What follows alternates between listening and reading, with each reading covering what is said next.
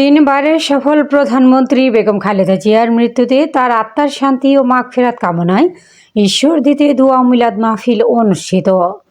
আমাদের পাবনা জেলার staff reporter Mamunur রহমানের পাঠানো ভিডিওচিত্রে ডেস্ক রিপোর্ট।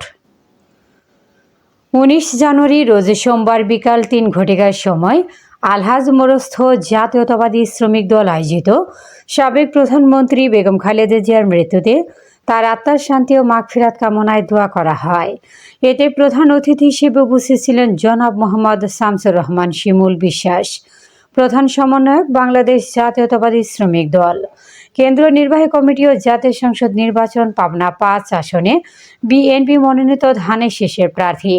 প্রধান বক্তা সাবেক মেয়র ঈশ্বরদী পৌরসভা ও নির্বাহী সদস্য বাংলাদেশ জাতীয়তাবাদী দল বিএনপি কেন্দ্র কমিটি, জনাব মোহাম্মদ আব্দুল গফুর সাংগঠনিক সম্পাদক বাংলাদেশ জাতীয়তাবাদী শ্রমিক দল কেন্দ্র নির্বাহী কমিটি ও সাধারণ সম্পাদক পাবনা জেলা শ্রমিক দল, সদস্য বাংলাদেশ জাতীয়তাবাদী শ্রমিক দল কেন্দ্র কমিটি ও কার্যকারী সভাপতি বাংলাদেশ জাতীয়তাবাদী রেলওয়ে শ্রমিক দল কেন্দ্র কমিটি।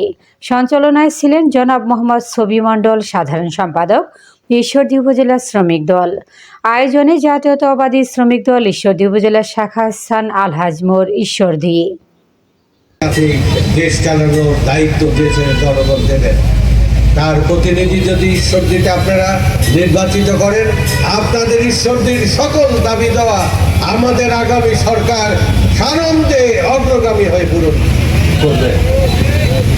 গত কয়েকদিন আগে একজন উপদেষ্টা আসছিলেন, কোনো অভিযোগ নেই, মহিলাদের নেতৃত্ব দেখছে এত সুন্দর একটা স্টেজ, এটা কল্পনা করা যায়? এই যে আপনাদের ভিতরে আন্তরিকতা, ম্যাডাম খালেদা জিয়া ভোট, এটাই কিন্তু এটা প্রমাণ করে। আপনারা খাবারগুলো দিয়ে দেন, বেষ্টনীকে অতিক্রম করে অভাব একটা দৃষ্টান্ত স্থাপন হলো। বাংলাদেশের সেরা চারজন আলেম এই বৃহৎ থেকে চার প্রান্ত থেকে কোত্থেকে তারা আসলো, আবাবিল পাখির মতো তারা ম্যাডামের সেই কফিন ধরে সামনে। রব্বুল আলামিন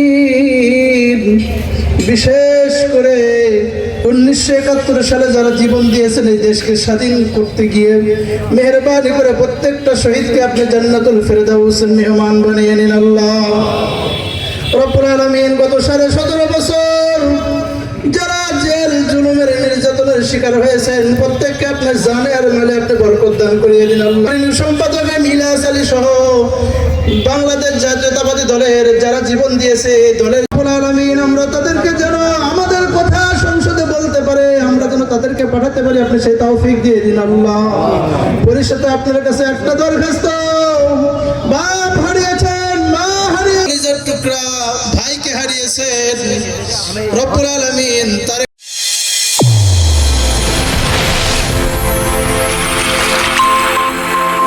চ্যানেল A1 হৃদয়ের স্পন্দন।